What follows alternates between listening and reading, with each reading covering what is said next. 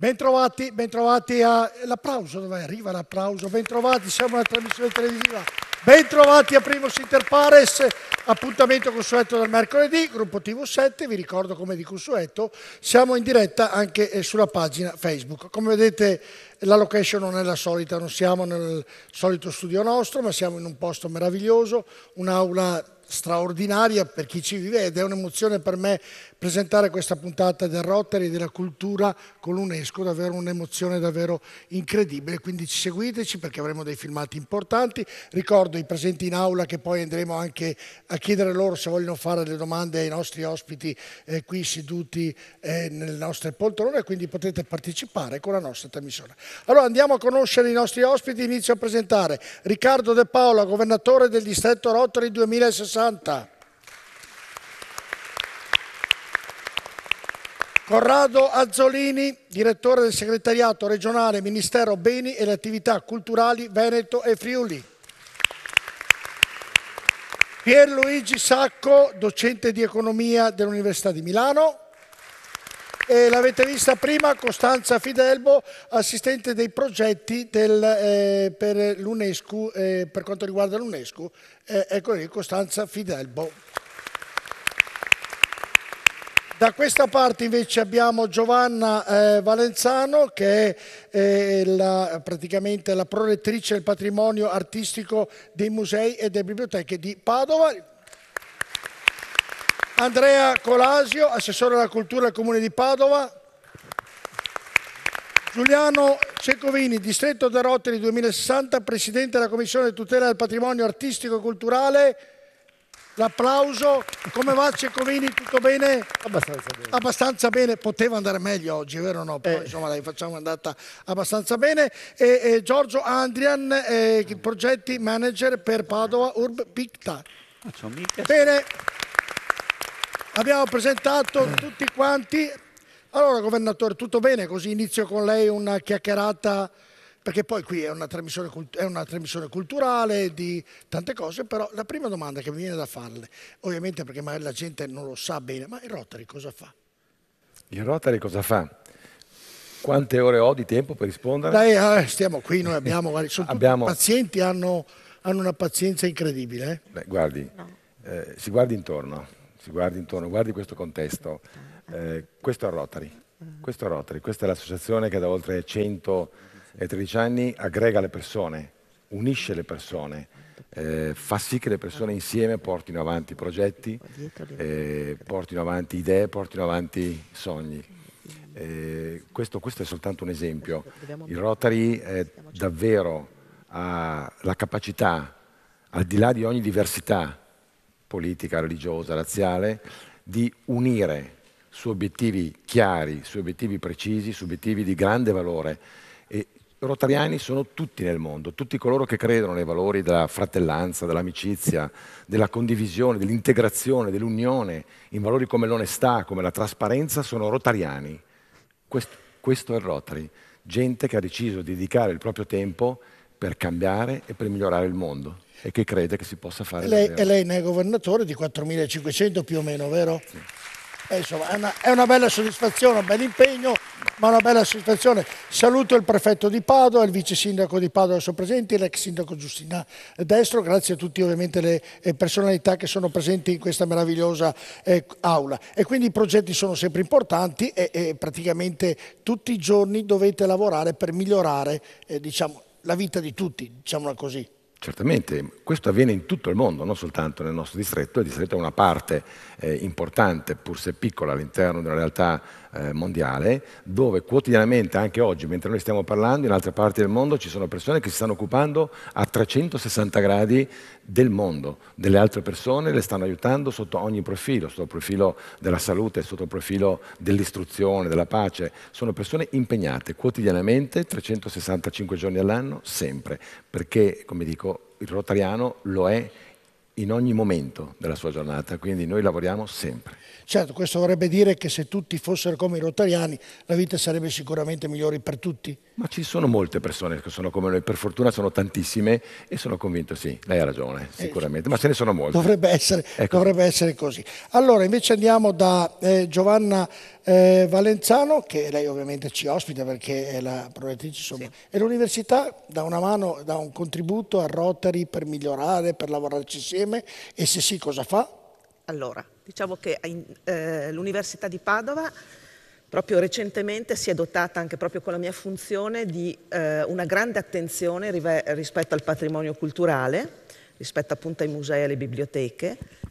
Col Rotary abbiamo iniziato un percorso e proprio quest'anno devo dire che è stato forse il Rotary che ha aiutato noi, nel senso che questo patrimonio artistico del nostro Ateneo, questa sala straordinaria con gli stemmi che sono il simbolo, diciamo, delle culture delle nazioni che hanno studiato qui, richiede anche una grande attenzione sulla conservazione del patrimonio, che è un patrimonio fragile.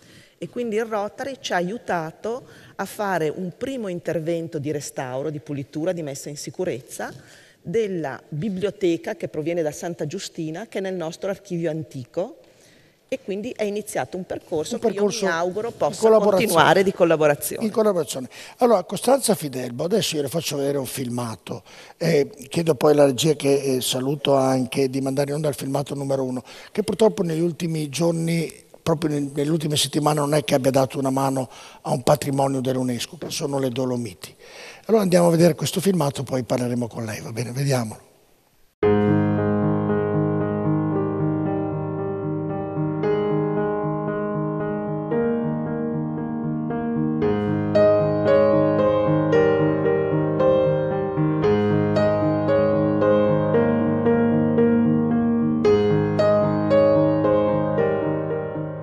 L'iscrizione delle Dolomiti nella lista del patrimonio mondiale è avvenuta nel giugno del 2009, ma queste straordinarie formazioni rocciose, composte in massima parte dal minerale che dà loro il nome, hanno una storia plurimillenaria estremamente complessa ed affascinante. Estese per 142.000 ettari, coprono una zona compresa fra il Trentino Alto Adige, il Veneto e il Friuli Venezia Giulia, creando un arco continuativo di picchi e rilievi che attraversa 5 province, un patrimonio naturalistico generato dalla forza della natura e da essa stessa minacciato. L'erosione di piogge e venti, che una parte determinante hanno avuto nella modellazione di queste splendide montagne, sono anche la causa principale di frane e crolli che gradualmente assottigliano gli strati di dolomite, riducendo l'altezza delle montagne e livellandone le cime.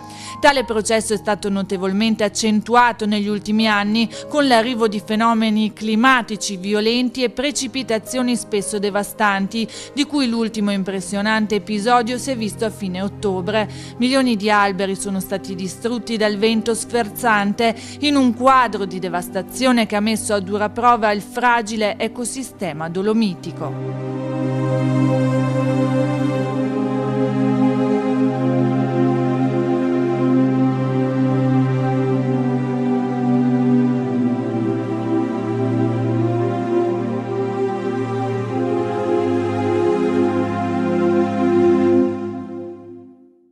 Purtroppo non esistono soluzioni semplici per il ripristino della natura danneggiata, né tantomeno per la cura di un così vasto territorio. L'unica via è un lavoro continuativo nel rispetto della montagna, delle sue foreste e delle sue formazioni. Oltre ad essere una straordinaria opera naturale, le vette dolomitiche sono un grande catalizzatore di turismo e forze economiche. Grazie agli scenari che questo sistema montuoso propone, alle sue ampie porzioni di ambiente incontaminato, visitatori sportivi e amanti della natura frequentano le Dolomiti tutto l'anno.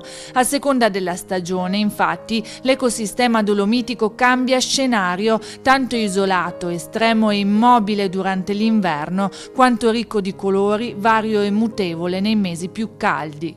Un ambiente variegato, allo stesso tempo fragile e potente, che non si ferma alle singole località e deve essere inteso come un vasto territorio che vive e muta tutto assieme.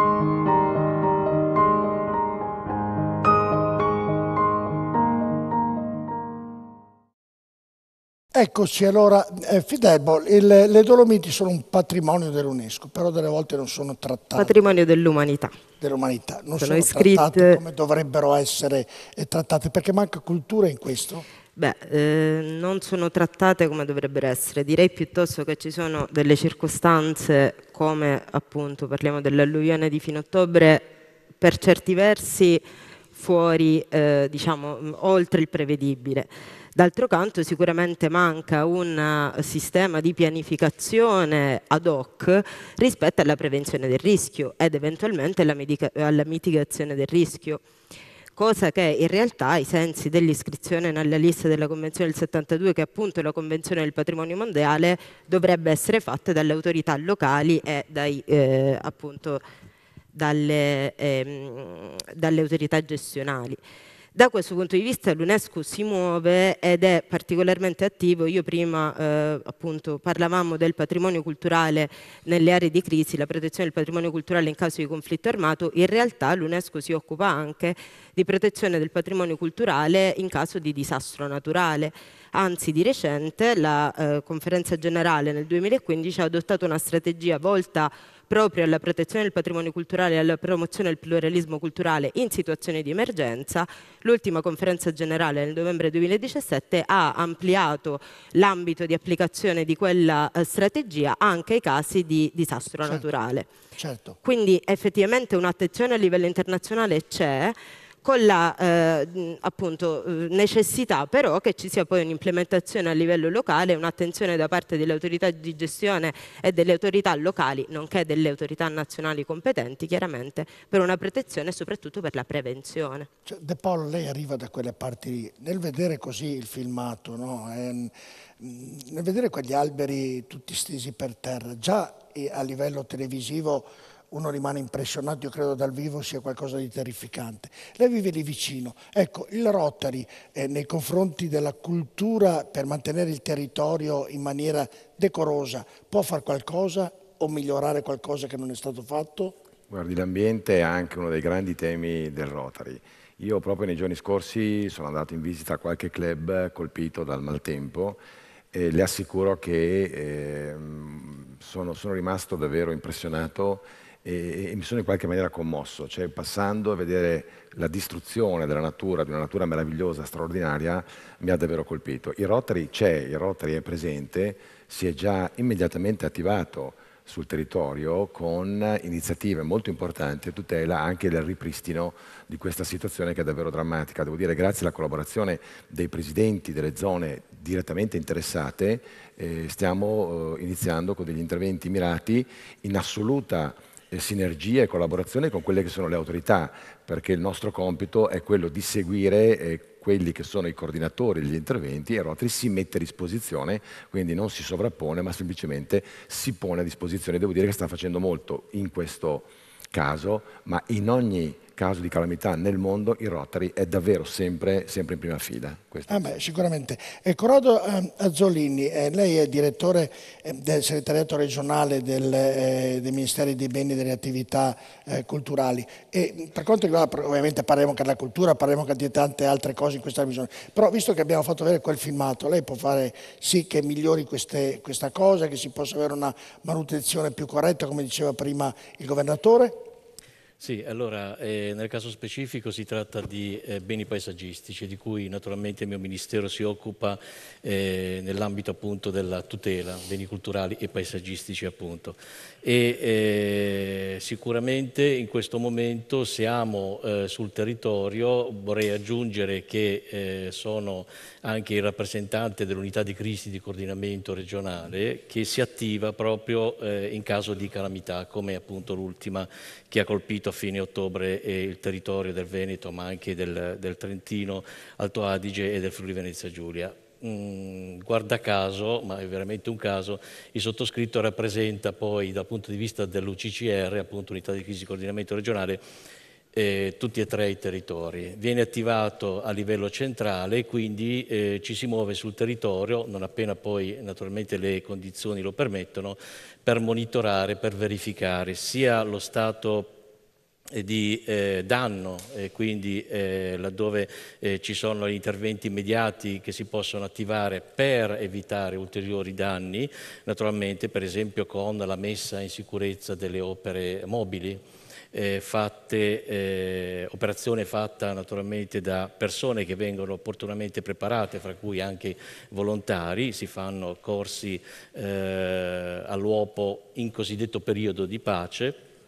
Ma per tornare alla sua domanda, la collaborazione in questo caso su quello che è il territorio devastato, soprattutto dal punto di vista ambientale, e nei confronti certamente della regione, che è chiamata con il nostro Ministero non solo a pianificare la tutela paesaggistica, ma anche ad operare la tutela sul territorio e quindi anche la conservazione. Come? Ci sono i soldi? Beh, i soldi il governo ha detto che li metterà subito a disposizione.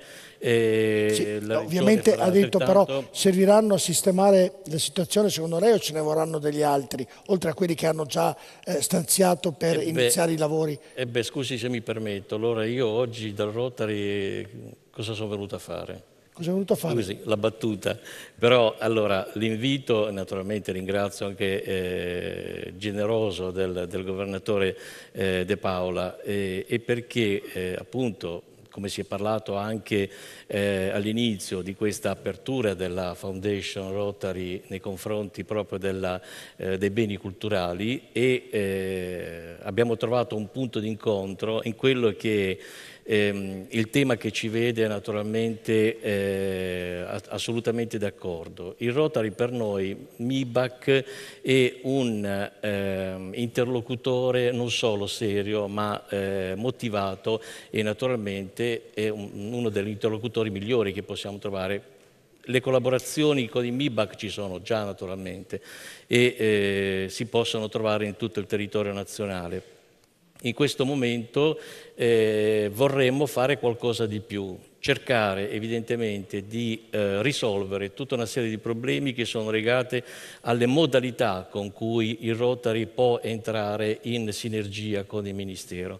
Le modalità che dovrebbero anche cercare di risolvere tutta una serie di problematiche legate a quelle che sono le difficoltà che i nostri uffici incontrano oggi, che sono, guardi, mi permetta, molto bravi per ciò che riguarda la tutela, quello che riguarda la verifica. Purtroppo quel tempo non ci permette di essere altrettanto operativi nel caso appunto di cantierizzazione, di restauro. Cioè lei voleva dire la burocrazia? In parte lo so quello. Quante volte la sentiamo sta burocrazia. E in parte anche quello. Beh, però guardi, allora si può risolvere, le modalità ci sono all'interno naturalmente della normativa di riferimento, e quindi con il Rotary penso che possa iniziare oggi veramente un percorso. Un rapporto di... È abbastanza proficuo, proprio che ci permette in quel caso di risolvere e di eliminare tutta quella serie di elementi che in questo momento ci permettono di lavorare con difficoltà.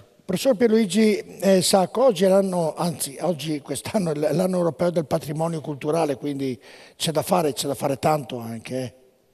Sì, l'anno europeo del patrimonio culturale non è tanto una serie di celebrazioni quanto piuttosto riconoscere che l'Europa in questo momento vede nella cultura uno delle assi portanti per il ripensamento dell'idea europea. Noi vediamo in questo momento quante difficoltà l'Europa sta sperimentando. La cultura non è soltanto qualcosa che ci serve a migliorare la nostra qualità della vita nel tempo libero, ma quello che l'Europa vuole fare è veramente utilizzarla in modo nuovo per affrontare i grandi temi come quelli appunto della crescita e dell'occupazione, come quelli del dialogo interculturale, come quelli della salute e del benessere.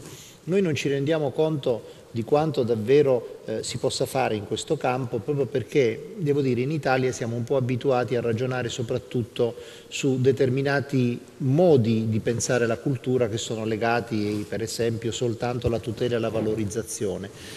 Il vero problema è che la cultura oggi è in grado davvero di cambiare completamente il modo con cui le persone guardano il mondo, e poi alla fine è questo quello che fa la differenza. Una persona che ha la possibilità di fare certe esperienze culturali guarda non solo le opere d'arte o i monumenti, ma qualsiasi cosa con altri occhi. E una società innovativa, una società solidale, molto spesso sono società nelle quali le persone hanno imparato a fare questo. Noi non ci dobbiamo dimenticare che l'Italia purtroppo è uno dei paesi in Europa con i più bassi tassi di partecipazione culturale. Noi parliamo tanto di cultura, ci identifichiamo con la cultura, però non fa parte della vita quotidiana di troppi italiani, e questo è il vero lavoro da fare adesso. Ecco, De Paolo, voi dovreste essere gli artefici anche di questo, cioè non c'è Rotary, cioè se Rotary partecipa e dà una mano sia all'UNESCO sia ovviamente a quello che diceva il professor Sacco, sicuramente la cultura verrebbe espressa in maniera più chiara, più limpida, insomma. Ma dunque, è anche uno dei significati di questo incontro di oggi. Il rapporto con l'UNESCO è un rapporto per noi prioritario e assolutamente importante. È un percorso che abbiamo iniziato, in parte già da qualche tempo per quanto riguarda la dichiarazione di città dichiarate di interesse, quindi UNESCO, ma qui si sta facendo un percorso diverso. L'UNESCO, che è nel proprio DNA, ha il Rotary, come ce l'ha l'ONU, perché voi lo sapete, lo sanno tutti, è stato Rotary nella sua funzione aggregante a dare il via a queste grandi e importanti organizzazioni mondiali, e ha necessità oggi di fare un passaggio. Da questo distretto parte oggi questo progetto, un progetto che può essere condotto esclusivamente insieme alla Commissione europea, ma soprattutto all'UNESCO, per una sensibilizzazione a livello internazionale proprio in questo settore. Quindi noi ci facciamo accompagnare per mano dall'UNESCO in un percorso che loro stessi hanno già fatto anni fa, perché l'UNESCO nasce senza la tutela del patrimonio culturale, è arrivata dopo. Il Rotary sta seguendo le stesse orme ed è per questo che ha bisogno di un'esperienza già passata per poter arrivare a pieno titolo, credo io, a poter così intervenire in maniera ancora più proficua. E il nostro compito è quello di sensibilizzare i nostri vertici internazionali e quindi di proporre questa possibilità. Io volevo solo agganciarmi a quello che ha detto anche il dottor Azzolini sulla collaborazione, anche sulle modalità in cui Rotary può intervenire, ed è stato, devo dire, un intervento che ho apprezzato moltissimo, perché richiede a noi non quello che molti pensano Rotary sia, cioè una dazione di denaro o un finanziamento di un progetto. Non servirebbe. Il Ministero dei Beni Culturali non ha necessità certamente di fondi, ma ha necessità di procedure, ha necessità di professionalità, ha necessità di apporti, esattamente quello che il Rotary è in grado di fornire. Assolutamente. Quindi Fidelbo, diciamo che il Rotary potrebbe, anzi dovrebbe essere un partner privilegiato all'interno della struttura dell'UNESCO. C'è certamente da parte UNESCO una volontà di aprirsi alla società civile, una volontà di coinvolgere la comunità, e in questo senso diciamo che Rotary rappresenta una comunità certamente privilegiata sia per l'esperienza che per l'interesse che per i campi diciamo, in cui già operate e per il mandato. Quindi sì, certamente UNESCO è interessato a appunto aprirsi, in questo senso aprirsi con una comunità di obiettivi, che è la promozione della cultura nel senso più ampio del termine, nelle diverse manifestazioni appunto in cui essa si manifesta e che essa può assumere, e anche in una prospettiva appunto di sviluppo, ovvero non solo, come diceva poc'anzi il professor Sacco, in termini di tutela, ma anche e soprattutto in termini di valorizzazione, quindi un approccio proattivo. Ed è quello che mi pare di capire, siamo in linea in questo senso, cioè il tipo di interesse che c'è da parte di Rotary è proprio quello di fare in modo che la cultura non solo venga, appunto ci sia un processo di disseminazione, ma ci sia anche un ritorno per le comunità stesse, ci sia un ritorno per gli operatori culturali, ci sia un ritorno e diciamo alla cultura sia dato un ruolo di catalizzatore di processi. Certo. Dottor, vado a Giuliano Cecovini perché ha avuto un infortunio prima di televisione, mi preoccupa, ma sta bene, vero? Tutto a posto? Abbastanza bene. Senta, com'è l'importanza della conservazione del patrimonio culturale? È molto importante per il benessere di tutti?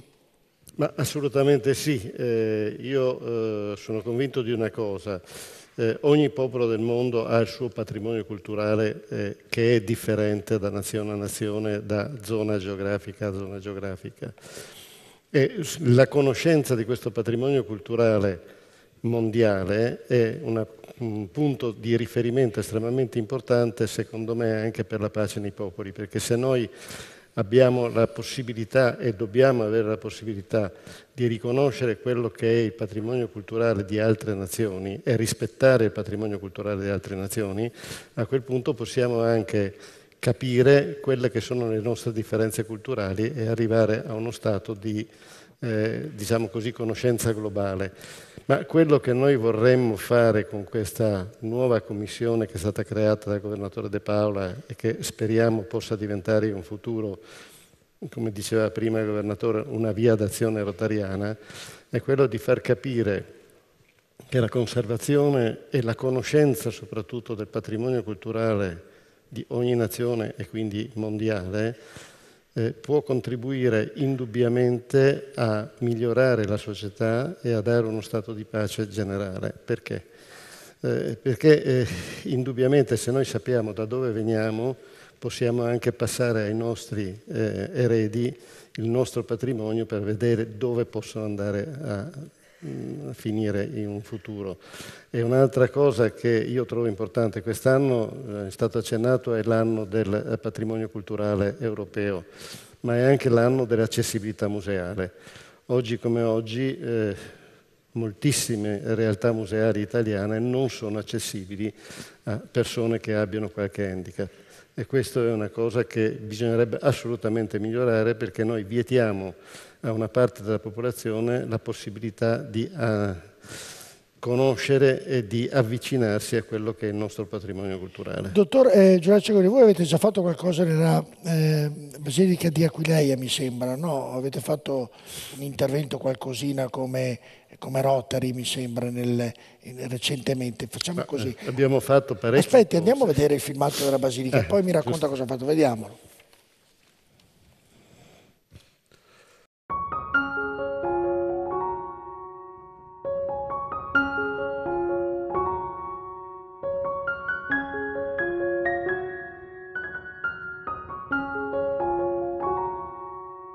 Pochi siti dell'Italia settentrionale possono vantare la stessa ricchezza di vestigia romane quanto Aquileia, un tempo fra le più importanti città dell'impero. L'antico abitato deve la sua fortuna alla vicinanza col mare. Un porto fiorente determinò lo sviluppo del centro e fu proprio la sua graduale dismissione a contribuire al declino di Aquileia in età imperiale. Il colpo di grazia tuttavia lo diede Attila, che il 18 luglio del 452 d.C. conquistò e distrusse la città.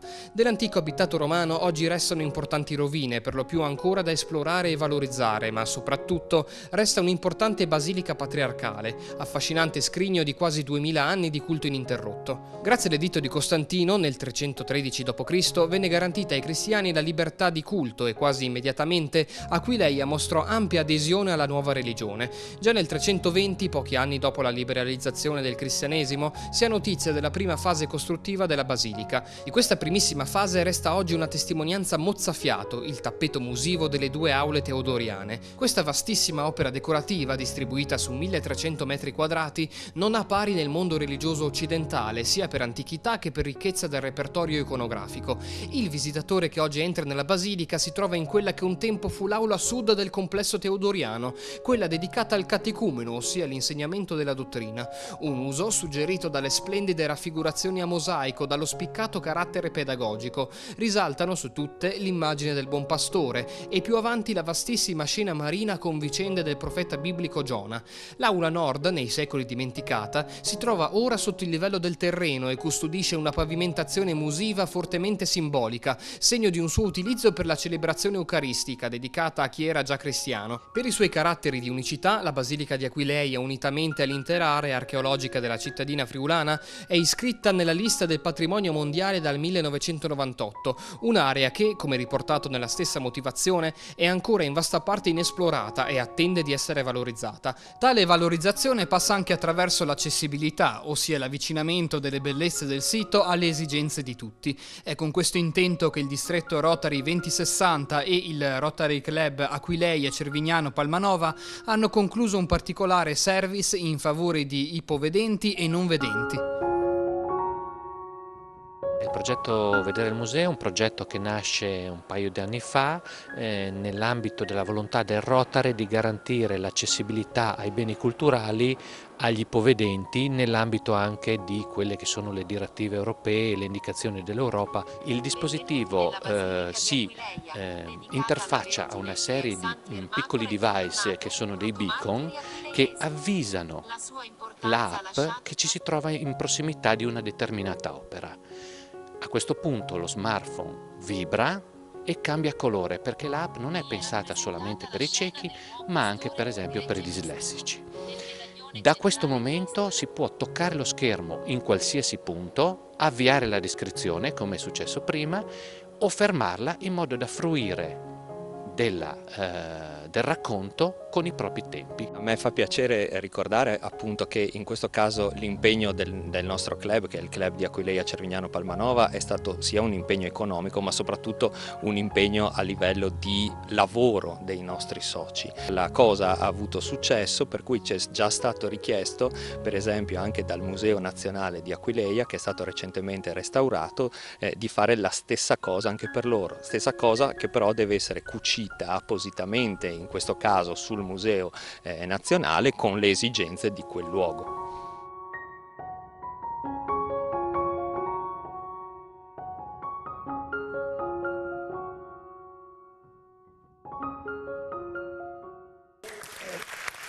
Bravi i nostri ragazzi che hanno, collega, ha visto Zollini che Rotary ha fatto qualcosa, come diceva lei, oltre che al di là dell'impegno, come citava De Paolo, economico, sicuramente il Rotary c'è presente e sicuramente dà un contributo alle meraviglie che il mondo ha e anche l'Italia ha. E questo dovrebbe essere una bella cosa, no?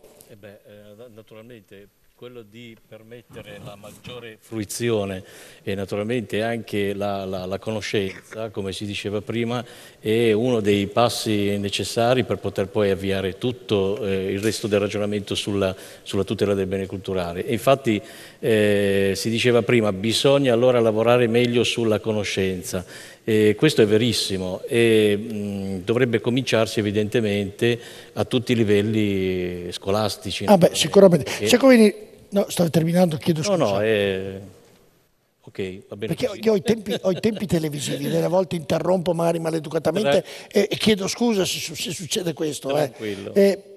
Devo andare a Cecovini, poi vengo da lei. Cecovini, l'ho interrotta prima per mandare il filmato. Sì, no, io volevo raccontare ancora questo, che i nostri club, il club del nostro distretto, direi da sempre si occupano di restauro e di conservazione del patrimonio culturale.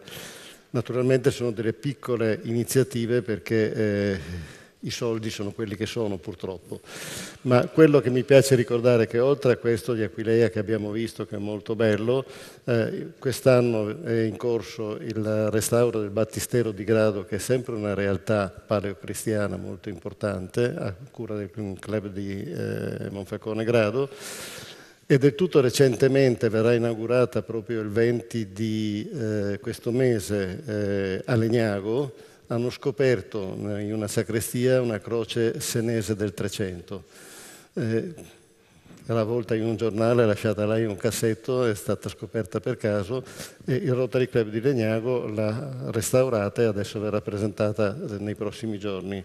E poi un'altra cosa che mi piace ricordare è che il nostro distretto, sempre nell'ambito delle iniziative culturali, tramite il professor Sedmak, che è presidente della Commissione Relazioni Internazionali, ha preso contatto con l'Albania per portare avanti un discorso di valorizzazione del patrimonio culturale albanese, quindi dell'Epiro, dell'epoca diciamo pre-romana e romana.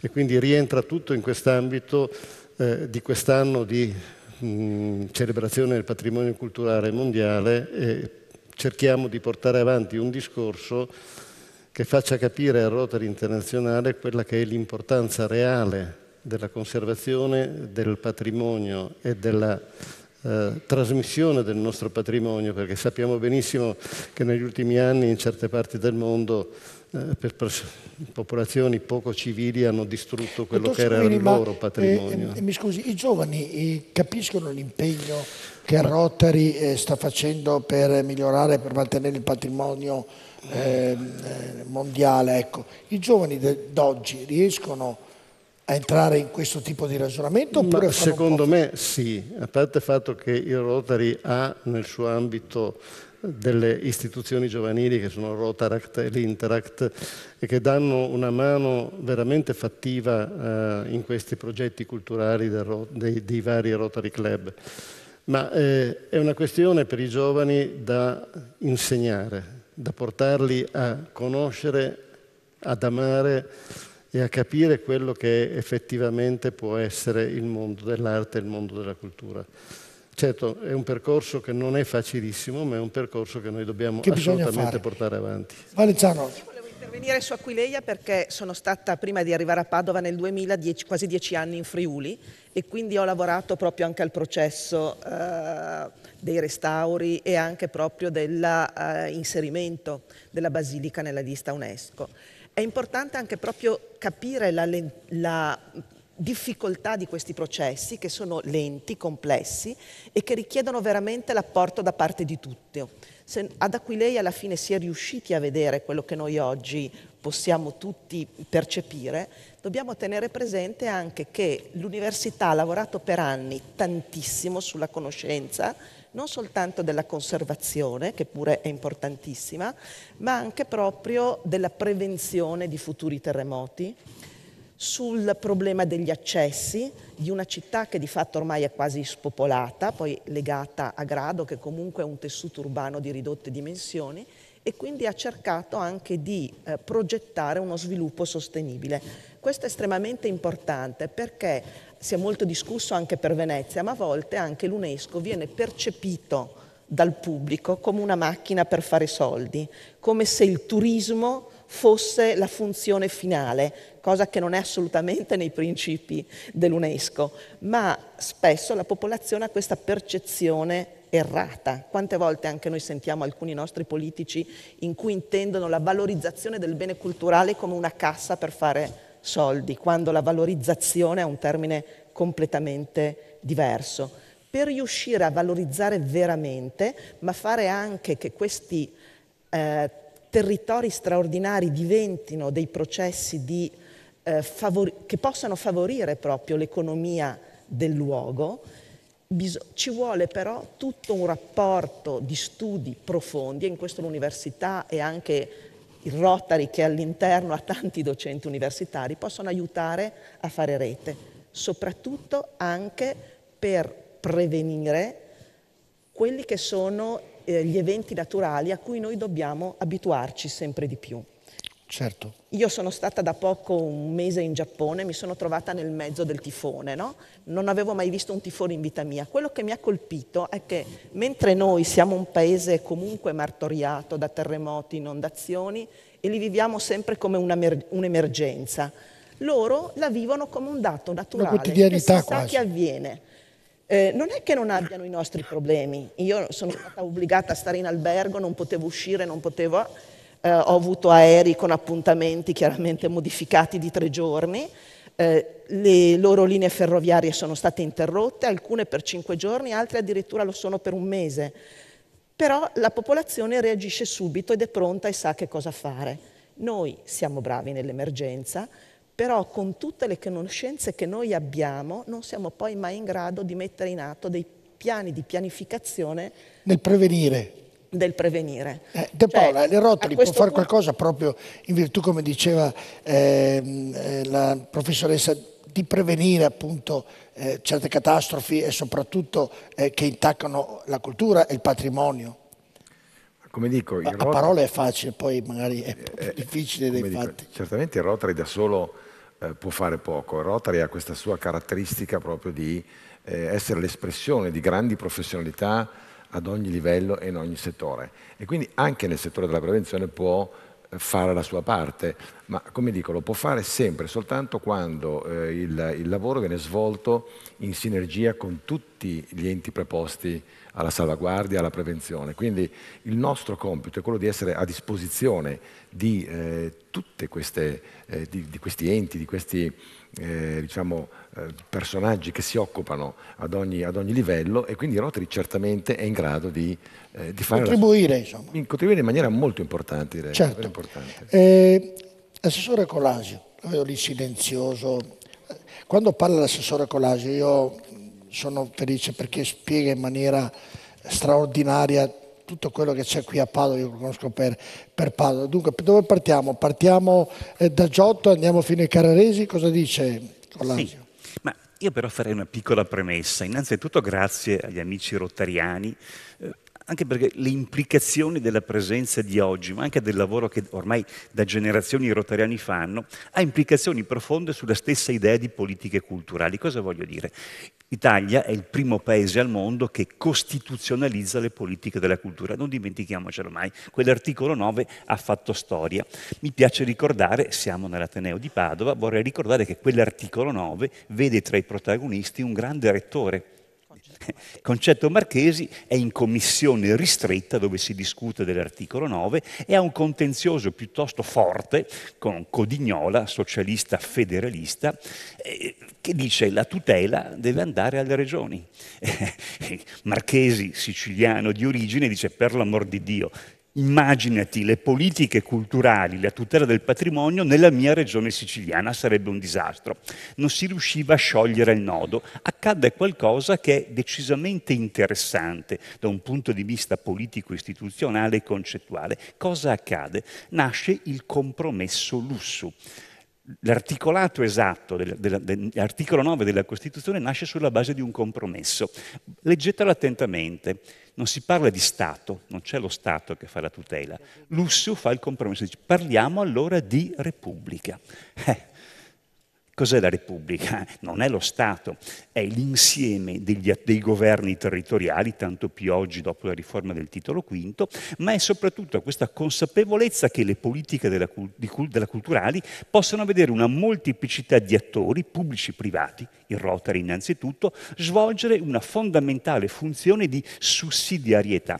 L'idea delle politiche culturali centralizzate, stataliste, tanto è vero, viene marginalizzata, tanto è vero che il nostro paese, un po' un paradosso, costituzionalizza le politiche della cultura, ma non ha un Ministero della Cultura, che arriverà tardivamente con Spadolini nel 75, avremo un piccolo Ministero dello Spettacolo nel 59. Le politiche della tutela afferiscono, pensate, a una direzione, ahimè, delle antichità e delle belle arti, termine orribile di derivazione crociana, per cui non c'è una politica della cultura, ma c'è un approccio puntiforme, ok? C'è il singolo bene culturale, ma manca una visione sistemica cooperativa orizzontale, che è il dramma, ce l'ha insegnato il professor Sacco in tanti anni, di questo paese. Come dire, manca l'approccio sistemico e non è poca cosa, soprattutto manca la consapevolezza, e siamo qui oggi a parlare appunto di Padova e della Urbspeak, di che cosa? Che in realtà i grandi vettori, dico io, delle politiche culturali sempre più sono i governi locali. Da diversi anni io teorizzo la territorializzazione delle politiche culturali e fa differenza. L'amico Sacco lanciava una sfida a Padova che noi accettiamo subito come amministrazione, colgo l'occasione per dirlo pubblicamente: benessere, coesione, innovazione, viva Dio. Io ricordo, ahimè, drammaticamente la correlazione stretta, no? Ve la ricordate negli anni '80, il Bon De Michelis, i giacimenti culturali, come se appunto, lo diceva bene Giovanna, il patrimonio culturale fosse meccanicamente riconducibile e linearmente riconducibile a un qualcosa che produce denaro, ricchezza, trattore turistico. Sì, c'è anche questo, ma viene dopo. Prima viene la dimensione identitaria, e qui vorrei dire una cosa all'amica dell'UNESCO. Nel nostro paese, voi sapete, si parla appunto antichità e belle arti. Nella tradizione francese, molto più attenta alle scienze sociali, si introduce proprio grazie all'UNESCO nel 1955, guarda caso, in un documento che parla di valorizzazione e protezione del patrimonio culturale in ambito di guerra, si introduce una categoria nodale, quella di bene culturale, che non apparteneva al dibattito culturale italiano. La categoria di bene culturale, sapete cosa significa? Come viene declinata compiutamente nell'ambito appunto della riflessione culturale in ambito europeo, non in Italia? Bene culturale è tutto ciò che è testimonianza di civiltà. Insomma, voi capite che non è la statuaria classica, ma è qualcosa di più ampio. Vi è una dilatazione semantica della categoria di bene culturale, all'interno della quale entra anche, appunto, come fa meritoriamente l'UNESCO, il patrimonio immateriale, che all'interno delle coordinate crociane non trovava territorio. È un salto di qualità concettuale. Noi siamo in ritardo, Sacco lo diceva, il paese... Poi io quando sento i politici raccontare che l'Italia ha il 66% del patrimonio UNESCO, li ammazzerei. Leggessero qualche libro, come dire, è una visione risibile, eurocentrica, come se patrimonio culturale appunto fosse la statuaria classica, romana evidentemente, perché se poi ci mettiamo la Grecia siamo in difficoltà. Ecco, è evidente che allora è necessario un grandissimo salto di qualità sull'approccio alle politiche della cultura, e quello che io ritengo fondamentale sia questo stretto rapporto di interscambio, vedo l'amica Nicoletta Ghedini, con cui proprio grazie agli amici rotariani stiamo lavorando in termini sussidiari alla valorizzazione, e vengo alla tua domanda, cos'è la Urbs Picta? Lo dico molto, molto velocemente. L'Urbs Picta, voglio essere onesto, è un'invenzione, una reinvenzione del passato in tempo presente. Spesso i politici lo fanno con finalità di legittimazione di scelte politiche. Pensate a Euskadi, che è una invenzione ottocentesca, la lingua dei Paesi Baschi. Beh, noi abbiamo reinventato, e grande è stato l'apporto fondamentale sul piano culturale dell'amica Giovanna Valenzano, abbiamo reinventato la Urbs Picta in che senso? Padova ha vissuto per anni di rendita di posizione su quel grande capolavoro assoluto che è la Cappella degli Scrovegni, ma evidentemente nel 300 padovano era successo qualcosa sul piano simbolico, politico, istituzionale molto importante. Era successo che nella geopolitica del tempo una signoria molto ambiziosa, i Carraresi, aveva pretese egemoniche sul nord-est italiano. Finì male perché la geopolitica ha le sue regole, Padova era una piccola media potenza, tanto per ritornare ai giorni attuali, e aveva due giganti a est e a ovest, la Repubblica Serenissima e i Visconti. In un secolo di guerre e conflitti, la guerra dei confini, la guerra di Chioggia, che videro sempre Padova alleata dei nemici di Venezia, alla fin fine, anzi Padova addirittura mise a rischio la stessa sussistenza di Venezia quando durante la guerra di Chioggia venne occupata, e gli alleati di Padova, che erano Ludovico d'Ungheria, i duchi d'Austria, tutto il versante est che premeva sull'Italia. Padova finì male, venne schiacciata nel gioco delle relazioni di potenza dai Visconti e da Venezia, e l'epopea carrarese conosce una damnatio memoriae. Tutto ciò che è simbolo del carro sparisce alla percezione storica dei cittadini, che lo dimenticano. Anzi, i veneziani sono terribili, tant'è vero che evocare il carro voleva dire tradimento, e chi lo evocava, pensate a Marsilio, venne decapitato, così come i fratelli vennero uccisi nelle carceri dei Piombi, così come Novello. Tutta la dinastia carrarese viene sterminata. C'è un piccolo enigma che rinvia ancora a un dato culturale emblematico. Guardate la tempesta di Giorgione.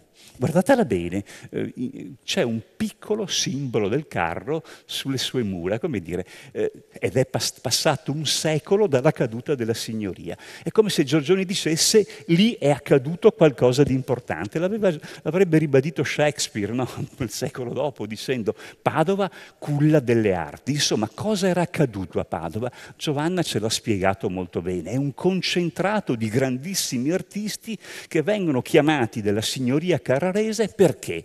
Beh, già l'avevano capito i frati degli Eremitani, quando il buon Enrico Scrovegni, no, fa la cappella degli Scrovegni e suona le campane. Loro non avrebbe dovuto suonare le campane perché disturbava la quiete. I frati degli Eremitani sono arrabbiatissimi e scrivono diverse lettere e in una dicono: guardate che Scrovegni non l'ha fatto in remedium sue anime, come dire, non l'ha fatto per mendare i peccati del padre presunto usuraio, che manco era vero, ma l'ha fatto per vana gloria, ma per la sua gloria, non la gloria della città. I carraresi faranno lo stesso, chiameranno Guariento, primo grande pittore di corte, Giusto de Benabuoi, chiameranno Jacopo da Verona, chiameranno Altichiero, Jacopo Avanzo, e un insieme di patrimonio architettonico che va dal Santo all'Accademia Galileiana, al Battistero del Duomo, un insieme di 8, in realtà 9 beni con il castello, costituisce un unicum mondiale, perché lì è condensato un patrimonio culturale enorme che i carraresi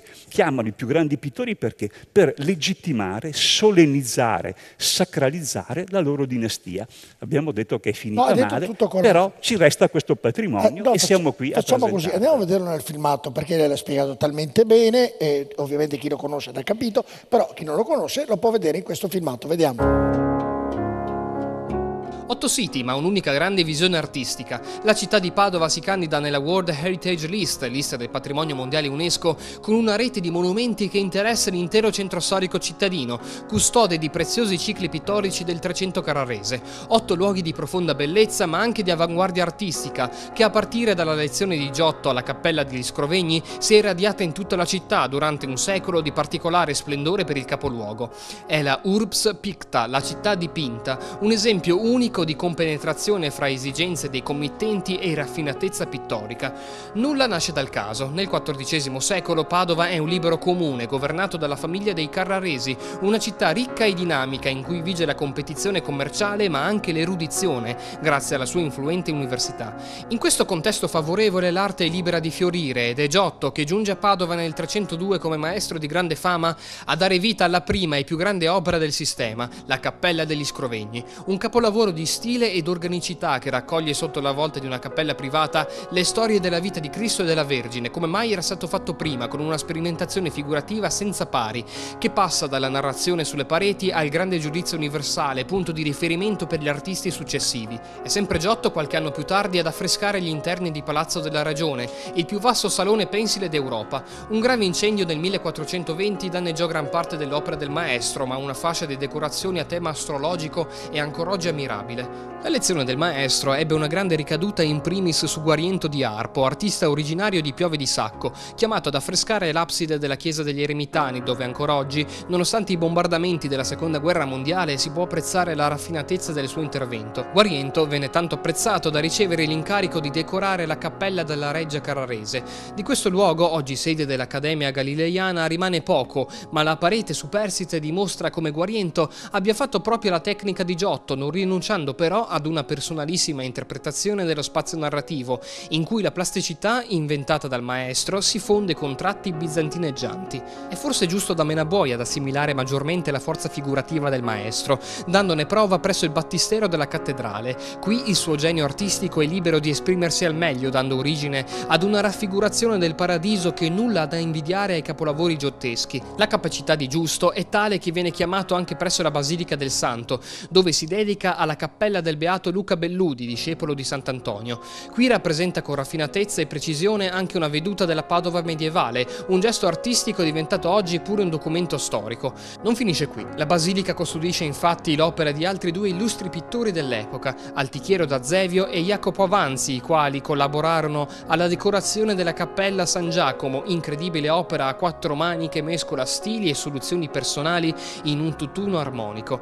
E proprio Altichiero a concludere lo straordinario Trecento patavino con la decorazione dell'oratorio di San Giorgio a lato della basilica, dando origine ad un'opera che dialoga per forza espressiva e soluzioni spaziali con la cappella degli Scrovegni e fornisce un modello per l'allievo Jacopo da Verona, che nei medesimi anni affresca l'oratorio di San Michele, piccolo luogo di culto non distante dalla Specola, da poco restituito al suo delicato splendore. Un ecosistema artistico racchiuso interamente nel centro storico, generato in un unico secolo, il Trecento carrarese, che per avere valori figurativi, storici e culturali può ambire al riconoscimento di patrimonio mondiale UNESCO per diventare davvero preziosa eredità di tutti i popoli.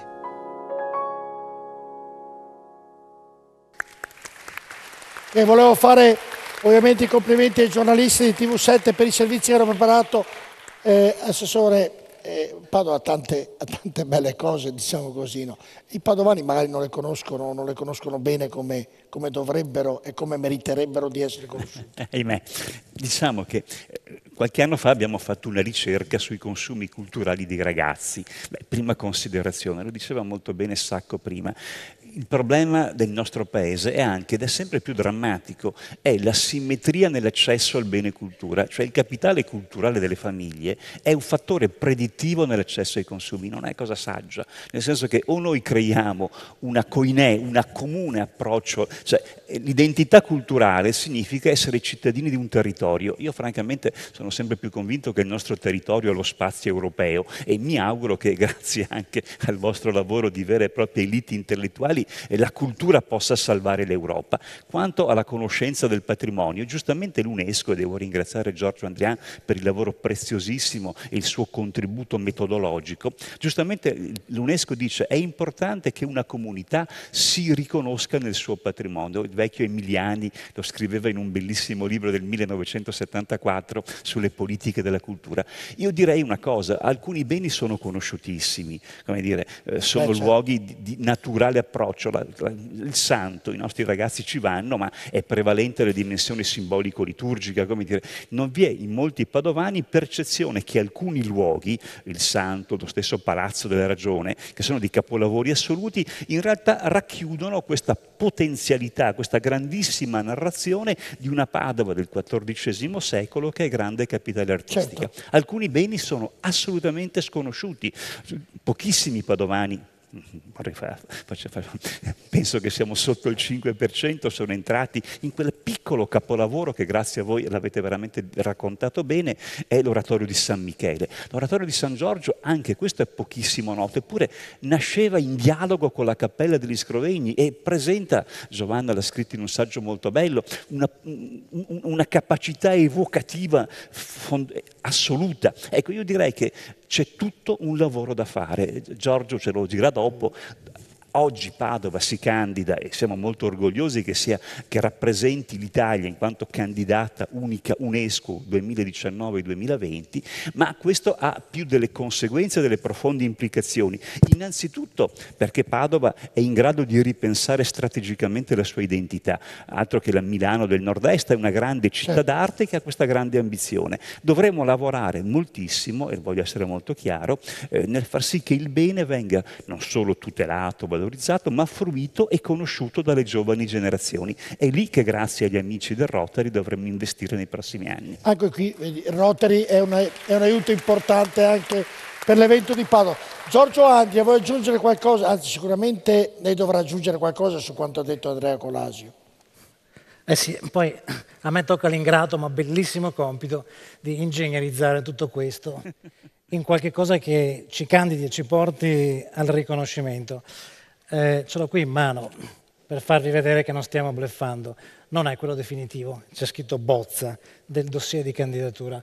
Ha una bellezza straordinaria, non tanto perché ritrae questi cicli di affreschi fantastici, ma perché raccoglie e condensa 5 anni finali di lavoro. Adesso Pierluigi Sacco mi ha illuminato, mi ha fatto capire che io sono l'allenatore della palestra di flessibilità cognitiva. Dovrò dirlo anche a mia mamma che mi chiede sempre ma cosa stai facendo, no? Faccio l'allenatore di questa palestra e in palestra si fa fatica, però è una fatica bellissima. Studiamo assieme, e qui ho anche, oltre all'assessore Giovanna Valenzano, con un metodo. Ce l'ha insegnato Galileo proprio qui, il metodo fa la differenza. E questo sta funzionando molto bene come laboratorio di innovazione sociale. Quindi, come si fa? Intanto bisogna avere qualche cosa di candidabile. Voi direte, certo, in Italia tutti vogliono avere un riconoscimento UNESCO, sia patrimonio mondiale, patrimonio intangibile. Perché? Perché il logo, il prestigio attraggono maledettamente, ma non tutto è candidabile. E il fatto che noi siamo i campioni del mondo, cioè abbiamo 54 siti su 1092, quindi ne abbiamo ben il 5%. Ecco, mi scusi Andrea, come si fa ad avere un riconoscimento dell'UNESCO? Che strada bisogna percorrere? È una strada lunga, complessa e soprattutto bisogna spiegare che i nostri assieme telespettatori in 3 battute. Allora, innanzitutto bisogna avere qualche cosa di cui essere in grado di dimostrare il valore eccezionale universale, outstanding universal value, che noi abbiamo riassunto per i cicli del 300 in 3 criteri. Ci sono 10 criteri, bisogna beccarne almeno uno, noi ne abbiamo beccati 3. Quindi il genio creativo di Giotto è indubbio, la rivoluzione nello spazio e nella pittoria anche. Quando andiamo al criterio 2 più interessante, leggo interscambio di valori umani e culturali tra protagonisti di arti, scienze e letteratura. Cioè, quello che succede qui per un secolo non succede solo perché Giotto lì dentro dipinge al massimo della sua forza creativa, ma perché c'è un intorno, perché c'è una città, perché c'è un'università, perché c'è una contaminazione di artisti. Questi signori si conoscono, si ispirano a vicenda e questo per un secolo, fino all'oratorio di San Michele, avviene solo qui. Quindi questo è il valore eccezionale e universale che noi andiamo a candidare. Certo, è tutto in buono, se non ottimo stato di conservazione, siamo messi bene, ma questa è la parte facile. Io non sono uno storico dell'arte, ma ho avuto l'estremo piacere di lavorare con molti di loro e la parte descrittiva, credetemi, il dossier non è una cosa segreta. Poi ve lo faccio girare, lo potete toccare, lo potete vedere. La cosa straordinaria è che da 5 anni in questa città è avvenuto un piccolo grande miracolo. Io qui sono nato e cresciuto fino all'inizio dell'università, ma non mi ricordo di aver visto un progetto in cui comune, diocesi, Accademia Galileiana, Basilica del Santo lavorano insieme e ci troviamo ogni mese. Non mi sembra che ci siano altri progetti. Già questo ha del miracoloso. Dice, ma cosa avete fatto in tutto questo tempo? Avete solo scritto 30 pagine? No, ne stiamo facendo di tutti i colori in realtà. Arriveremo a dei risultati concreti. Io la bottiglia l'ho già comprata, adesso non posso dirlo perché c'è il rappresentante dell'UNESCO, l'ho già messa in fresca, perché so che nel 2020 ci arriveremo. È un po' l'ottimismo della ragione. Ma la cosa straordinaria che io vi vorrei comunicare è esattamente quello che il professor Sacco ha spiegato molto bene, cioè tutto il resto. Cioè, questo è avvenuto nel 300 e adesso cosa succede a Padova? Legati a questa fantastica avventura succedono delle cose straordinarie. Cioè, a proposito di innovazione culturale, produzione culturale, perché sapete l'Italia è molto forte nella conservazione, no? I nostri beni stanno abbastanza bene, grazie alle forze dell'ordine, grazie al Ministero, grazie alle sovrintendenze, grazie al Rotary. La valorizzazione dipende, sulla creazione culturale non ci siamo.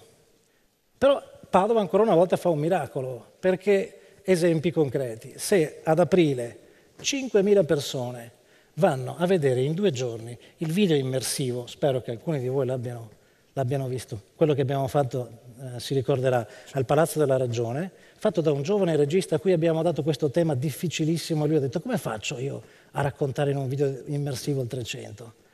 Magari con una musica moderna. 5.000 persone l'hanno visto in 2 giorni e sono continuate a tornare. Ecco che sta avvenendo, la palestra sta funzionando, aumentano. Se le scuole, 8 scuole in un esperimento di simulazione, di creazione di impresa culturale, perché è questo quello che dobbiamo fare, vengono 200 a farsi raccontare da noi che cosa ha funzionato 700 anni fa e poi provano a farlo loro. E io chiedo a un ragazzo di origini cinesi, gli dico, ma per te che cosa significa tutta questa cosa? E lui mi dice, è una cosa estremamente emozionante. Io adesso torno a casa e mi dice, mi metto a dipingere. Un ragazzino cinese che viene da una cultura completamente diversa, capito? No, mi sembra di capire, Adria, che il popolo italiano, la cultura italiana riesce a mantenere bene, ma riesce difficilmente a creare nuovo. Mi sembra di aver intuito, capito, dice questo. Non so se l'ho capito bene perché anche l'audio... Bisogna ingegnerizzare tutto, cioè unire le forze per poi veramente fare sì che la città tutta viva di questo, ma prima di tutto anche i cittadini la conoscono meglio. Vive di questo, ma oggi nel ragionamento che faceva Andrian vuol dire che ci sono meno artisti di una volta, definiamolo in maniera semplice. No, non ha detto questo, assolutamente non ha detto questo. Una cosa mi preme però dire, cioè pensiamo anche comunque al ruolo del Ministero che è stato fondamentale, che adesso Andrian diceva la conservazione si trova in buono stato di conservazione, questo è il minor problema. Cioè, per arrivare a questo ci sono voluti finanziamenti notevoli. Negli ultimi anni il Ministero, tramite la Sovrintendenza, ha dato 500.000 euro per il restauro della cripta e ha stanziato 810.000 euro per il restauro che già aveva fatto una prima fase del battistero. Cioè, quindi c'è stato su questo un impegno corale molto importante.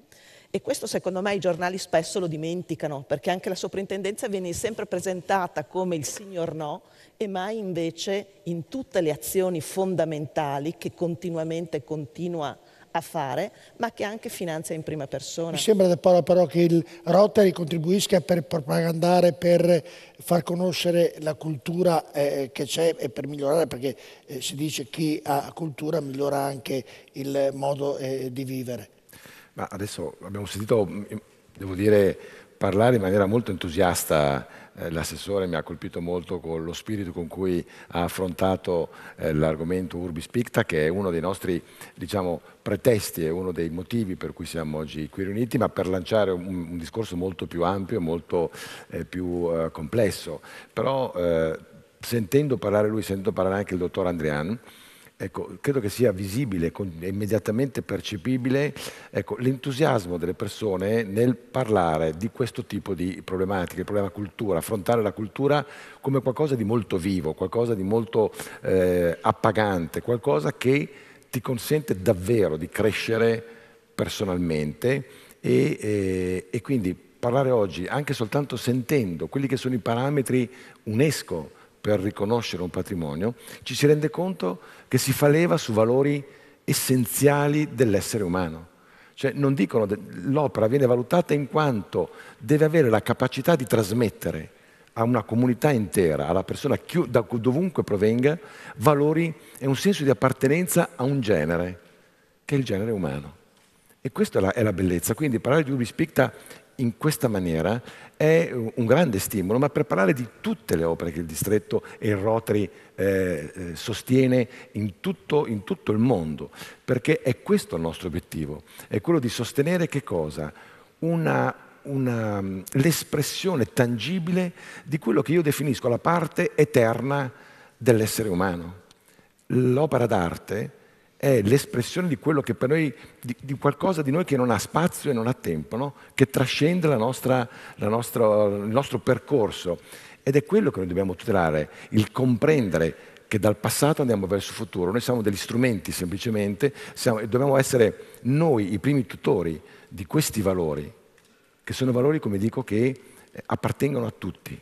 E quindi che sia Urbis Picta, che sia Aquilea, che sia qualunque opera da Verona a Rovigo, nel Trentino Alto Adige, Südtirol, piuttosto che in qualunque altra parte, è nostro dovere sostenere questo passaggio e questo valore fondamentale.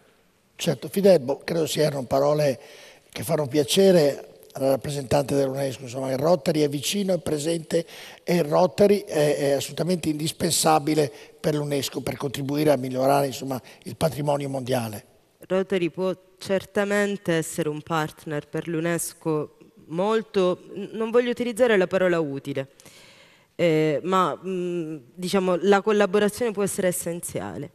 E dico essenziale perché da un lato il patrimonio culturale appunto dell'umanità, ovvero ciò di cui stiamo parlando poi alla fine, ovvero la Convenzione del 1972, prevede sì che la comunità partecipi, che quindi quel patrimonio sia espressione di una comunità, ma il fatto che tra i criteri, anzi il criterio per excellence, sia la sussistenza di un valore universale eccezionale, outstanding, significato eccezionale ma universale, quindi sì è la comunità che ci si identifica, ma va oltre i limiti e i confini dello spazio, del tempo, della cultura, della fede, dell'identità stessa di un popolo, è l'umanità intera.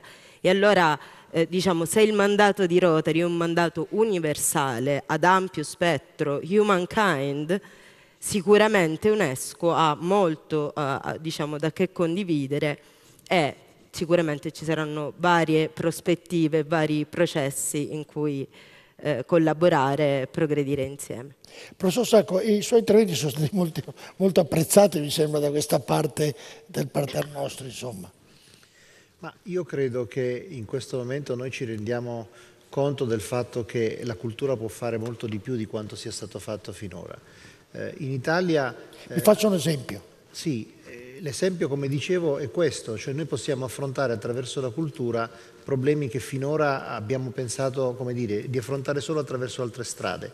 Il tema dell'innovazione è uno dei più importanti. In questo momento l'Italia, che pure è un paese che si è sempre riconosciuto in questo tipo di valori, fa fatica a reggere il confronto con l'innovazione anche di paesi europei molto più piccoli di noi. Da questo punto di vista è una questione di apertura mentale. Quello che stiamo imparando è che la partecipazione culturale aiuta le persone ad aprirsi la testa, perché le porta a confrontarsi con idee scomode, idee difficili. L'innovazione non è mai qualcosa che si riconosce subito. Noi per esempio parliamo tanto di Leonardo da Vinci, peraltro il prossimo anno abbiamo una scadenza molto importante, l'Italia rischia di non ricordarlo, rischiamo di essere oscurati dalle celebrazioni della Francia per quanto riguarda il 500° di Leonardo da Vinci. Bene, il punto è che se Leonardo fosse vivo oggi, in Italia sarebbe probabilmente un reietto, perché era una persona scomoda, che faceva cose difficili e che oggi, come dire, sarebbero giudicate molto controverse da tanti punti di vista. Noi riconosciamo l'innovazione solo quando si è cristallizzata ed è stata riconosciuta dagli altri. Dobbiamo diventare un paese molto più capace di credere nelle nuove idee.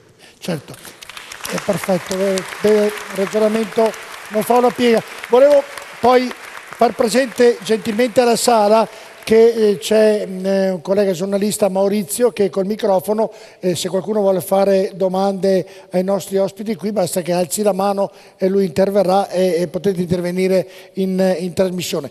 Cecovini, è stato detto tutto, quasi tutto, manca qualcosina? Ma io direi ancora una cosa. Qual è il compito del Rotary? È già stato significato negli interventi precedenti, però secondo me il Rotary, che è costituito da uomini e da donne che lavorano in maniera volontaria, ha un ruolo di collegamento tra le istituzioni e la cultura che noi vogliamo portare avanti. E soprattutto mi piace sottolineare una cosa: questo convegno di oggi vuole essere il primo punto per portare avanti un discorso in vista di quello che è il congresso internazionale che noi avremo ad Amburgo tra qualche mese, per sviluppare il concetto della necessità assoluta, per il bene dell'umanità in un certo senso, della conservazione e della pubblicizzazione di tutti quelli che sono i beni culturali mondiali, perché è questo quello che conta. Non credo che il programma sia estremamente semplice e sia facile da portare avanti, però con buona volontà e soprattutto con uno spirito, chiamiamolo di servizio, credo che noi riusciremo a portare avanti un discorso di questo genere e forse tra qualche anno il Rotary International creerà una nuova via di azione, come ha fatto anni fa con il programma della poliomielite, nuova via di azione che possa portare a un beneficio per tutta l'umanità. Sempre in prima linea Cecovini, quindi il Rotary. Si può dire così, giusto? Sempre pronto e disponibile per aiutare proprio l'umanità. Andia, vedevo che mi volevi dire qualcosa, Noi ci conosciamo da tanto nel lavoro che abbiamo costruito per questa trasmissione. Allora delle volte ero tu, delle volte lei, in trasmissione bisognerebbe da lei. Chiedo scusa a tutti se non riesco a mantenere il rapporto professionale come dovrebbe essere. Tre cose. Spero che usciate da questa sala un po' più felici e con qualche idea in più, perché allora abbiamo raggiunto l'obiettivo che io e il governatore ci siamo dati quando quel pomeriggio ci siamo messi a pensare alle parole chiave. Io ho detto cultura va bene, però anche sviluppo e benessere. Secondo, non c'è patrimonio senza comunità. Allora uno dice patrimonio mondiale, ci sta tutta l'umanità, certo, cominciamo da noi però. Quindi il patrimonio mondiale Urspicta siamo noi, siete voi. Come si fa? Partecipando. Venite, c'è un sistema, perché adesso stiamo facendo, questa è la parte facile. La parte meno facile si chiama piano di gestione, management plan, cioè che cosa ce ne facciamo adesso, domani e dopodomani di tutta questa grande bellezza. E lo stiamo facendo assieme. Però ho bisogno di tutti voi, Rotary in primis, naturalmente adesso vi siete incastrati da soli, e vi terrò impegnati tutti quanti. E poi è come un diamante, cioè la designazione è per sempre. E vorrei salutarvi con la cosa più commovente che mi è successa, perché molti vengono a Padova e dicono va bene, ci fai vedere questa bellezza del 300, e io quando posso, anche quando non posso, lo faccio.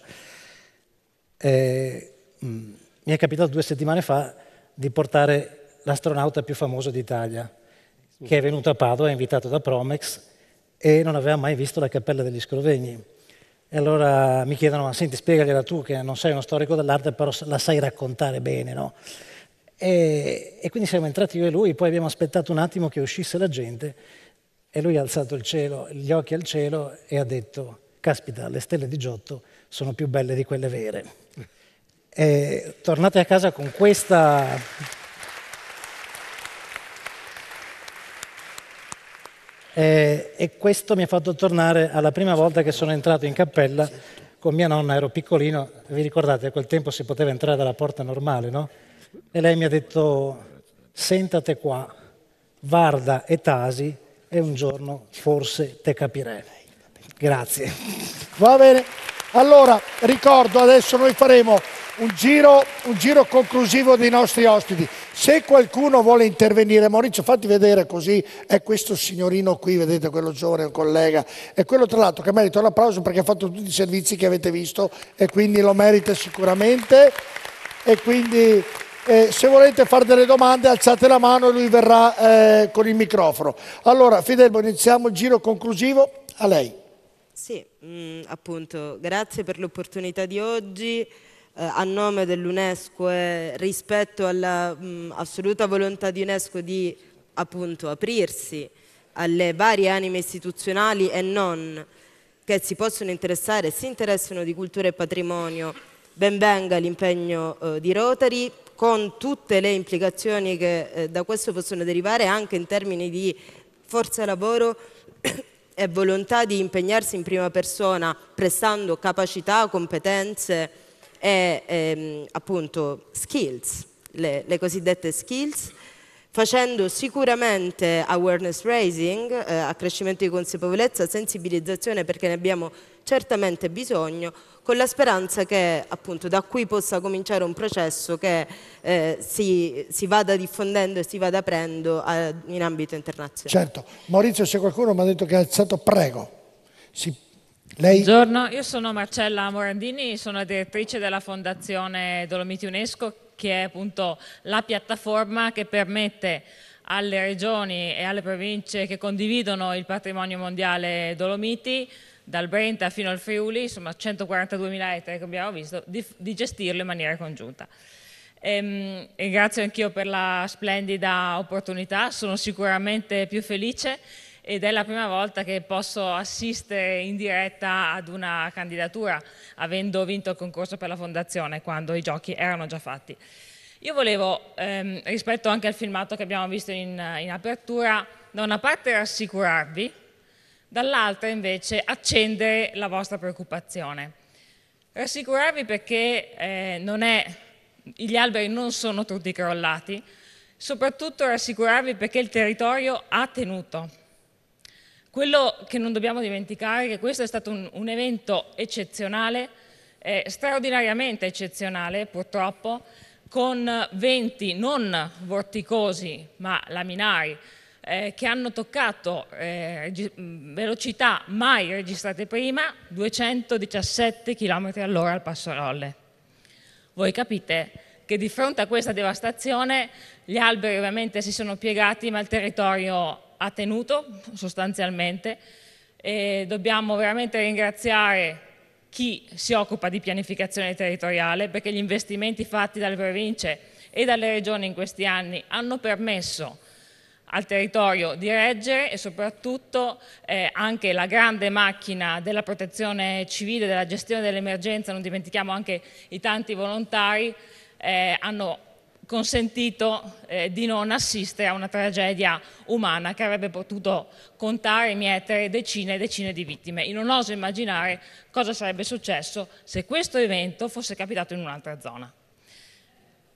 Altra cosa, il patrimonio culturale delle Dolomiti è emerso con grande forza anche nella ricostruzione.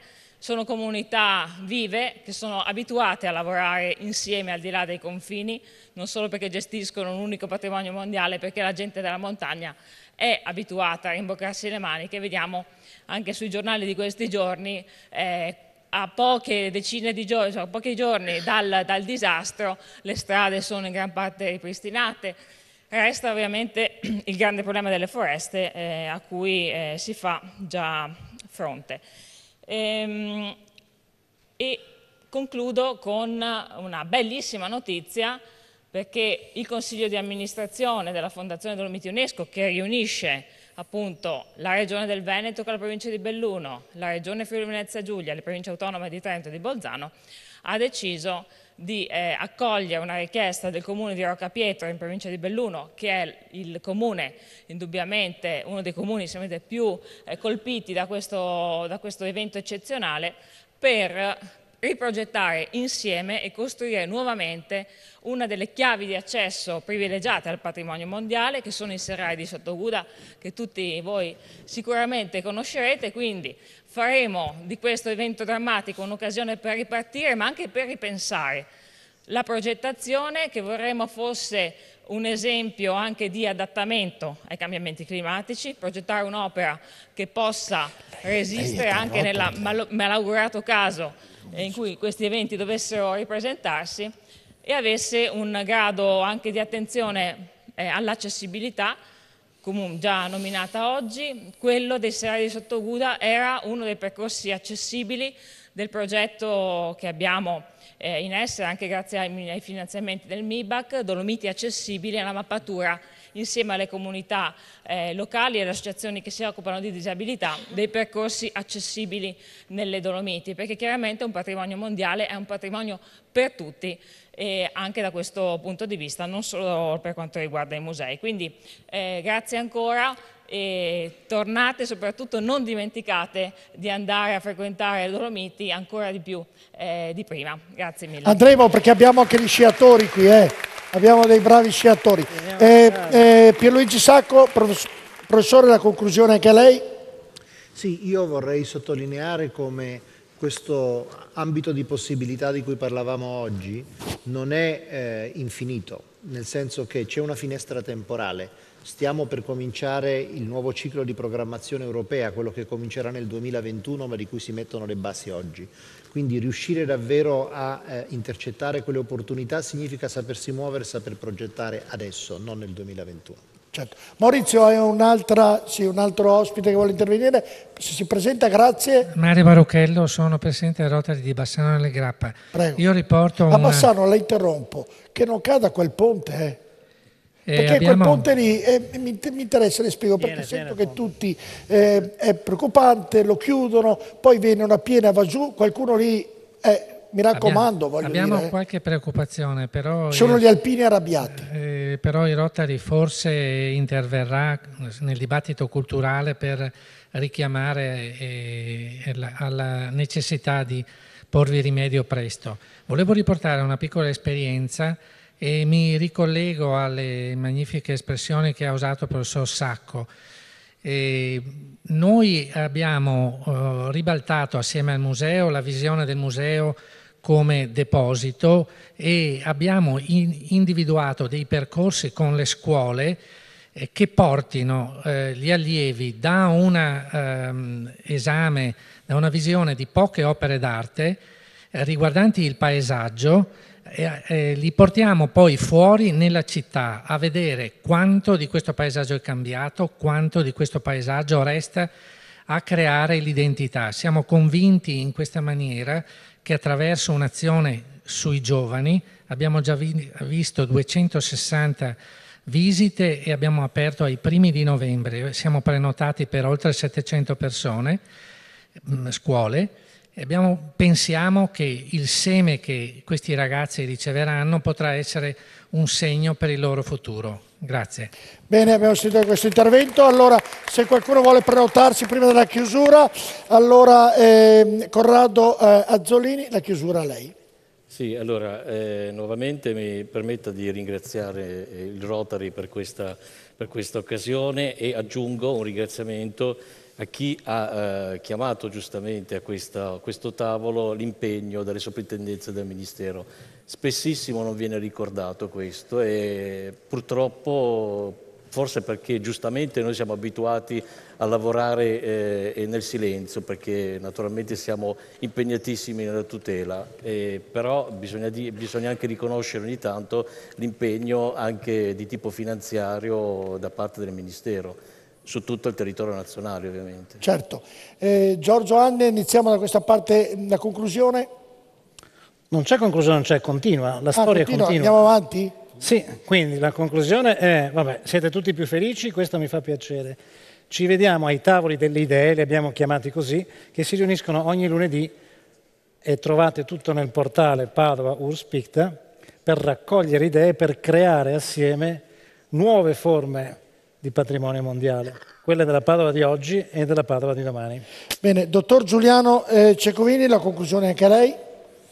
Ma io penso che questo convegno sia il primo di una serie che dovrà portare avanti questo discorso della cultura e dello sviluppo della cultura e della conservazione dei beni culturali, perché noi abbiamo assolutamente la necessità, prima è stato ricordato che l'articolo 9 della nostra Costituzione dovrebbe metterci al sicuro. Purtroppo questo articolo, sì, sulla carta ci mette al sicuro da tutto quello che possono essere le distruzioni nel nostro patrimonio culturale. In effetti poco è stato fatto negli anni, vuoi per carenze economiche, come è stato sottolineato prima, vuoi anche perché la cultura è stata un po' disattesa nell'ultimo periodo, disattesa forse perché la società attuale è indirizzata più verso la parte tecnologica o cose di questo genere e la cultura di tipo classico viene un pochino abbandonata. Io mi auguro che questo cambi e che l'azione del Rotary insieme a quella dell'UNESCO, che poi è in un certo senso una creatura del Rotary, l'UNESCO, o almeno il Rotary ha partecipato a creare l'UNESCO, io mi auguro che questo possa portare avanti a uno sviluppo della cultura in modo che i nostri giovani, il nostro futuro, sappia che cos'è il nostro passato e lo tramandi ai loro successori. Dottor Andrea Colagio, che lei la chiusura. Sì, ma 2 o 3 considerazioni velocissime. Intanto grazie agli amici rotariani, Urspicta è un impegno importante in termini economico-finanziari, quindi mi piacerebbe immaginare un coordinamento strategico tra le realtà territoriali per condividere una progettualità. Dovremmo investire molti milioni di euro per conseguire il risultato. Seconda considerazione, Marrot, 1959 diventa ministro della cultura di De Gaulle, ha 2 condizioni, dice benissimo, mi devi dare l'1% della cultura e mi devi lasciare campo libero. Marrot dice esiste Parigi e il deserto francese, si inventa le maison de la culture molto controverse. Cosa evocavano per lui? Le cattedrali gotiche. E lui dice entrare in una maison de la culture deve essere come entrare in una cattedrale gotica, essere emozionato, luci e architetture gotiche.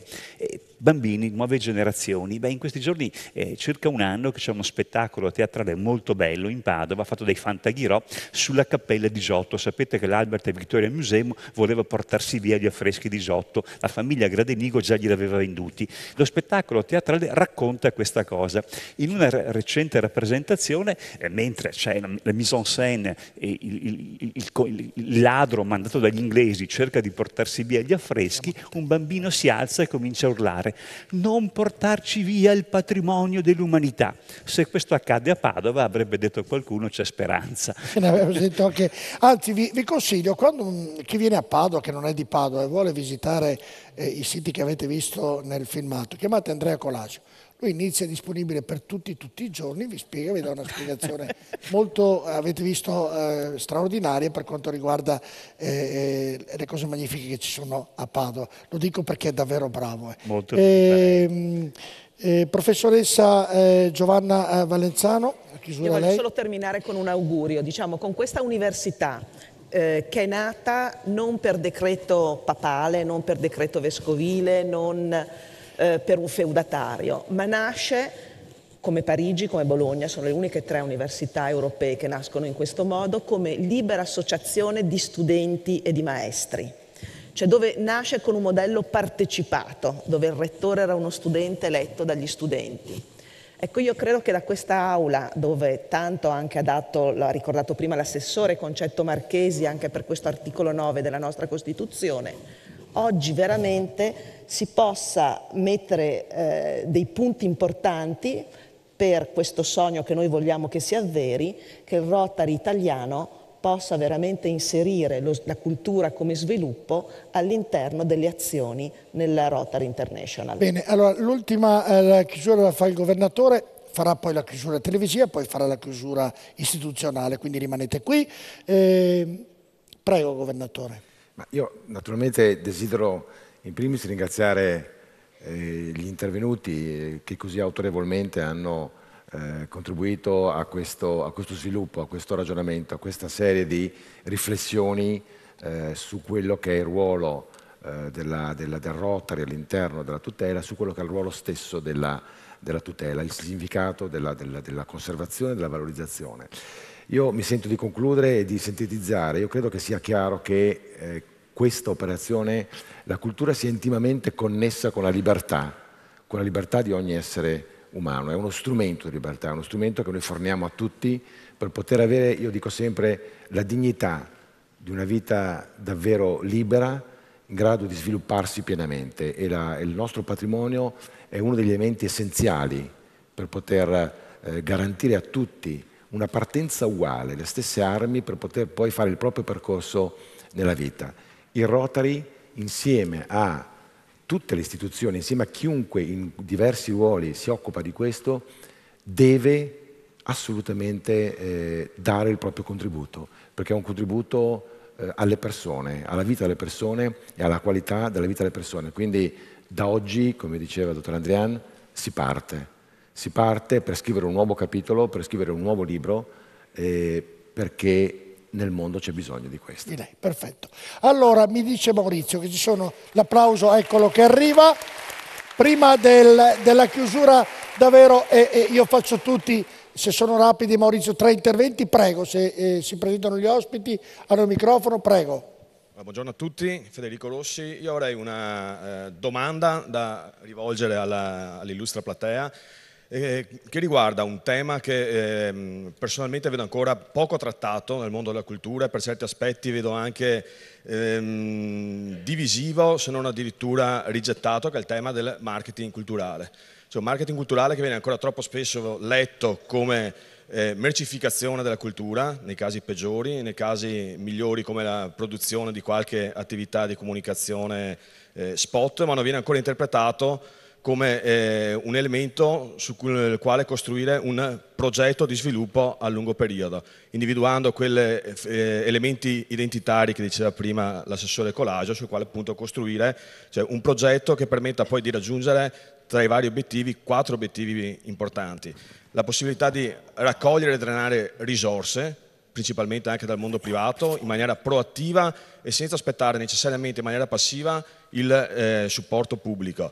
Essere attrattivi per un pubblico sempre più vasto, cioè i flussi turistici sono cambiati, quindi la platea potenziale per il patrimonio culturale, per l'offerta culturale è decisamente diversa. Interagire con il mondo del marketing di destinazione e del marketing territoriale e ultimo, ma non ultimo, cioè essere veramente motore di quell'obiettivo di sostenibilità sociale che consiste nell'essere distributore di un valore condiviso con tutti gli stakeholders. Un'ultima considerazione, perché è un po' la provocazione. Cioè, se in Italia, devo chiudere poi io, chiudo subito, sono cattivo. Allora, se a Venezia abbiamo le gallerie dell'Accademia dove è conservata la Tempesta del Giorgione che fa 300.000 visitatori all'anno, gli Uffizi di Firenze 2 milioni di visitatori all'anno, il Louvre 10 milioni, abbiamo un problema. Se chiediamo il supporto alle imprese private per supportare il restauro e la conservazione del bene culturale, ma poi storgiamo il naso se questi lo instridiscono in un progetto di valorizzazione della propria reputazione abbiamo un problema. Ultimo, se parliamo dei manager importanti come Mauro Filicori, che ha fatto a Caserta quello che abbiamo visto, ed Heike Schmidt agli uffici di Firenze, probabilmente abbiamo un problema. Io sono contento della sua domanda, solo che se faccio fare la risposta dobbiamo fare un'altra trasmissione. Ha già fatto lei la domanda e mi auguro che chi di dovere colga la provocazione. Io chiedo rapidità, davvero chiedo scusa perché siamo davvero in chiusura, prego. Velocissimo, buongiorno Gianpaolo Pinton, Rotary Padova Est. Sulla scia degli interventi, ma soprattutto sulle parole dell'assessore Colasio e le parole del mio governatore Riccardo De Paola, volevo citare un esempio della concretezza del rapporto sulla base culturale del Rotary e la città. Il nostro Rotary, assieme a degli sponsor privati e agli altri rotariani di Padova, ha regalato al Comune di Padova un'opera straordinaria, il nuovo video della Cappella degli Scrovegni. È lo strumento di relazione tra la città, la Cappella degli Scrovegni, il gioiello della città, e le migliaia, centinaia di migliaia di visitatori che vengono da tutto il mondo, perché è stato costruito in maniera straordinariamente innovativa sul piano tecnologico, con la collaborazione di grandi personaggi, cito Serena Romano, Giuliano Pisani, Riccardo Bastianello, con la regia di Luca Mazzieri, e questo è un segno concreto della collaborazione culturale che può fare il Rotary e le istituzioni. Grazie. Grazie anche a lei. Maurizio, passiamo il microfono. Eccolo qui, se ce ne sono altri prenotati, perché io volevo far parlare un po' tutti, però il tempo purtroppo è tiranno. Prego. Buongiorno a tutti, salve, Massimiliano Zane, progettista culturale. Lancio solamente una suggestione, brevissimamente, sull'onda di quello che ha detto il professor Sacco, ma in generale questa assemblea. Il Canada dalla settimana scorsa ha ufficializzato a livello statale l'ammissibilità da parte degli organi sanitari di poter fruire e far fruire ai propri pazienti in termini medico-sanitari di esperienze culturali. Alla cultura è stato riconosciuto ufficialmente da uno Stato la possibilità di poter essere un elemento curativo. Ecco, considerando il nostro potenziale, credo che anche noi dovremmo fare una riflessione in questo senso. Basta, va bene, grazie. Maurizio, ci sono altri interventi, chiusura interventi. Allora io adesso saluto e ringrazio gli ospiti, però ci sarà la chiusura istituzionale, quindi chiedo l'applauso e ringrazio il dottor Giorgio Andrian, il dottor Giuliano Cecovini, dottor Andrea Colasio, professoressa Giovanna Valenzano, governatore Riccardo De Paola,